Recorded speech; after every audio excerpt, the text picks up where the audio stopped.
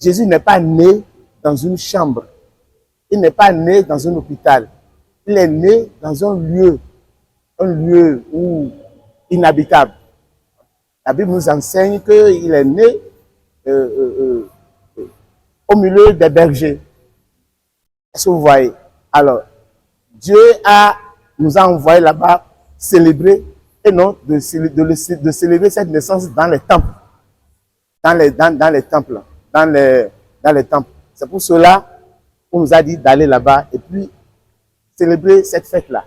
Et le jour, le prophète pasteur, fondateur de l'XCC, le pasteur Julius Bilo Washofa, est allé pour la première fois. Ils étaient au nombre d'une douzaine de personnes. Et le Seigneur lui a dit, la voix lui a dit de prendre le sable marin et de compter, s'il peut compter le nombre.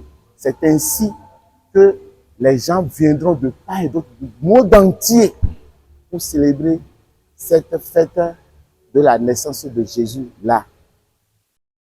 Les gens pensent aujourd'hui que nous allons là-bas pour aller et faire, comment on appelle, ou bien pour aller célébrer un esprit. Non, c'est bien Jésus. D'ailleurs, l'endroit est même loin de la plage.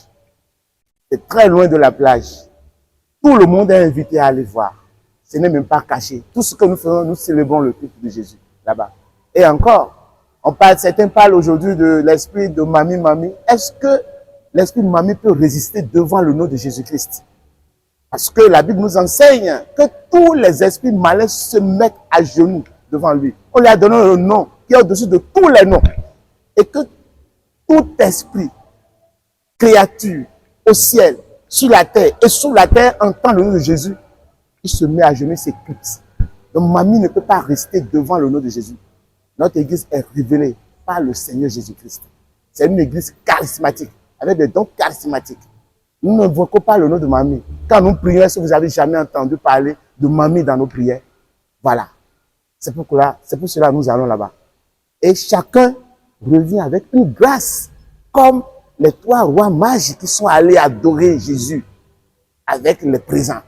C'est comme ça, nous aussi, nous sortons de notre maison et nous allons l'adorer en communion et en unité. Et chacun retourne avec des grâces spirituelles. Voilà. C'est pour cela, vous voyez, les gens quittent de part et d'autre. Ils viennent pour assister. Les gens prennent des avions, ils viennent. S'il n'y a pas une grâce dedans, ils ne peuvent pas venir. Et s'il y avait du faux dedans, s'il y avait du flou dedans, ils ne peuvent pas venir. Même les pays européens, les Européens viennent. Même les Chinois viennent. Alors, la conduite à tenir pour la fête de Noël, c'est-à-dire la fête où nous célébrons la naissance de notre Seigneur Jésus, la conduite à tenir est que nous nous rentrons à nous-mêmes.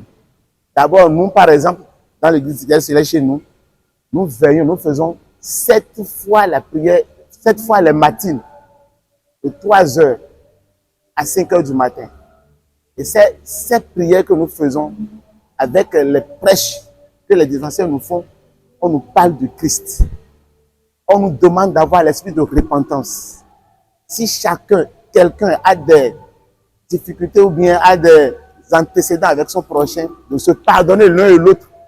Parce que on ne va pas rencontrer le Seigneur dans la division, dans la haine. On va rencontrer le Seigneur avec un cœur pur. C'est ça. Sinon, vous allez et vous retournez comme vous êtes parti. C'est pour ça que chaque chrétien doit s'apprêter et changer de mentalité. Et savoir que Jésus nous a enseigné l'amour du prochain. Il dit, c'est le commandement qui nous a amené, c'est d'aimer nous les uns les autres comme lui-même nous a aimés. Alors, si nous avons l'amour les uns et les autres, et nous implorons la grâce du Seigneur que Jésus nous a apportée, nous allons en bénéficier. Donc, nous allons demander à chaque chrétien aujourd'hui d'avoir l'esprit du pardon. L'esprit du pardon et de s'aimer les uns les autres. Voilà le conseil que je peux donner à tout chrétien.